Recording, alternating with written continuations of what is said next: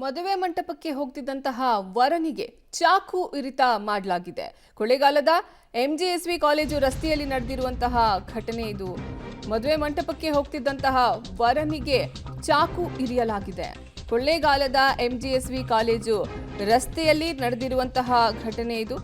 ಚಾಮರಾಜನಗರ ಕುಣಗಳ್ಳಿ ಗ್ರಾಮದ ವರ ರವೀಶ್ಗೆ ಚಾಕು ಇರಿಯಲಾಗಿದೆ. ನೈನಾ ಅನ್ನುವಂತಹ ಯುವತಿಯೊಂದಿಗೆ ಮದುವೆ ನಿಶ್ಚಯಾಗಿತ್ತು. ಕಾರಿಗೆ ಡಿಕ್ಕಿ ಹೊಡೆದು 4-5 ಮಂದಿ ಕೆಳಗೆ ಇಳಿದು ಗಲಾಟೆಯನ್ನ ಮಾಡಿದ್ದಾರೆ. ಎದೆಗೆ ಇರಿಯೋಕೆ ಹೋದಂತಹ ವೇಳೆ ಕೈ ಅಡ್ಡ ಹಿಡಿದಿರೋದು ರವೀಶ್. ರಕ್ತಸ್ರಾವದಿಂದ ಬಳಲಿದ್ದವರ ರವೀಶ್ ಆಸ್ಪತ್ರೆಗೆ ದಾಖಲು ಮಾಡಲಾಗಿದೆ.